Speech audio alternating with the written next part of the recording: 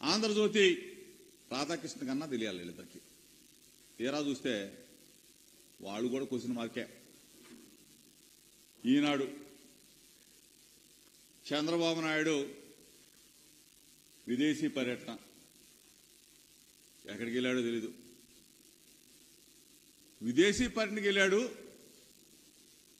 విశ్రాంతి కోసం మాత్రం వెళ్ళాడని చెప్పేసేమో ఈనాడు.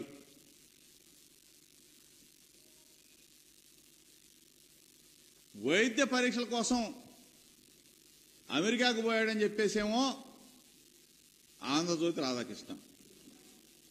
ఈ రెండు పేపర్ల మధ్య అంటే చంద్రబాబు నాయుడికి రైటు, చంద్రబాబు నాయుడికి లెఫ్ట్ ఉన్న ఈ రెండు పేపర్లు, రెండు ఎల్లో మీడియాల మధ్య సఖ్యత లేదు. అంటే వీళ్ళిద్దరికే తెలియకుండా చంద్రబాబు నాయుడు ఎక్కడ పారిపోయాడు? అసలు వీళ్ళిద్దరికి చెప్పకుండా చంద్రబాబు నాయుడు ఏ దేశం పోయాడు, ఎక్కడ దాక్కున్నాడు లేదు. దోచేసిన డబ్బంతా కూడా, కొట్టేసిన డబ్బంతా కూడా దుబాయ్లో దాయడానికి పోయాడా? ఎక్కడికి వెళ్ళాడు?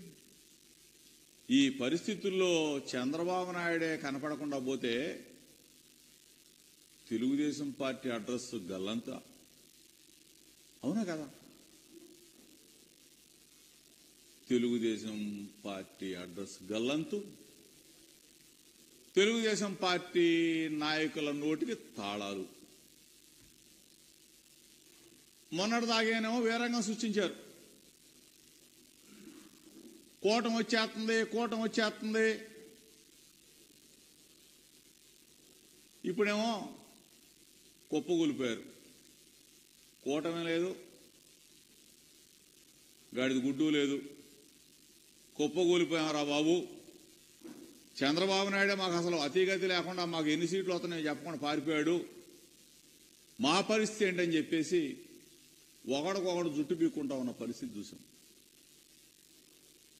ఏదైనా రాజకీయం చేస్తే, ఏదైనా ఎన్నిక చేస్తే విలువ ఉండాలా, విశ్వసనీయత ఉండాలా.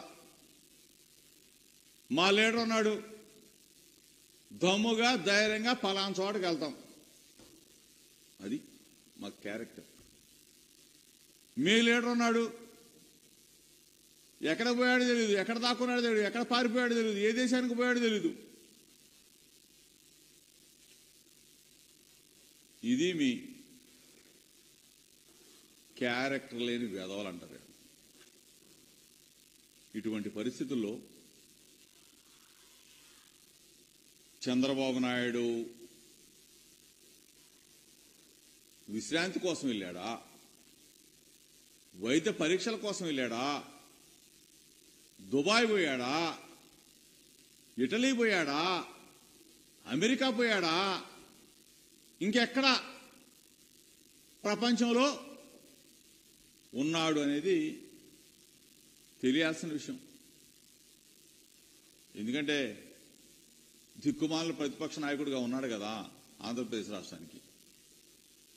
దిక్కుమాల ప్రతిపక్ష నాయకుడు ఎక్కడికి వెళ్ళాడు అనేది జనానికి కూడా అవసరమేగా, మీడియాకి అవసరమేగా. కాబట్టి ఈ పరిస్థితుల్లో చంద్రబాబు నాయుడు ఆచూకీని కనుగొనవలసిన పరిస్థితి. ఈరోజు ఎన్నికలు అయిపోయినాయి, ఎన్నికల సంగ్రామం జరిగింది. విలువలు, విశ్వసనీయత ఒకవైపు, కూటములు, కుట్రలు ఒకవైపు. విలువలకి, విశ్వసనీయతకి ప్రజలు పట్టం కట్టారు. విశ్వసనీయ నేత, విలువలు గల నేత ఒక మాట చెప్తే ఆ మాట కోసం మిన్ను విరిగి మీద పడ్డ ఆ మాట కోసం నిలబడే జగనన్న వైపు జనం నిలబడ్డారు.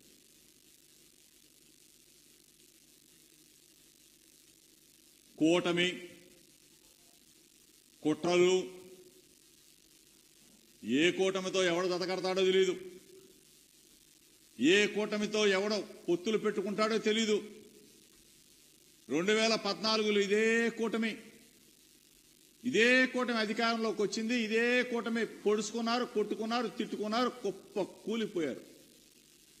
మరలా ఇదే కూటమి ఇదే తంతు 2024 ఎన్నికల్లో 3 పార్టీలు మళ్ళీ కూటమిగా కలిసినాయి.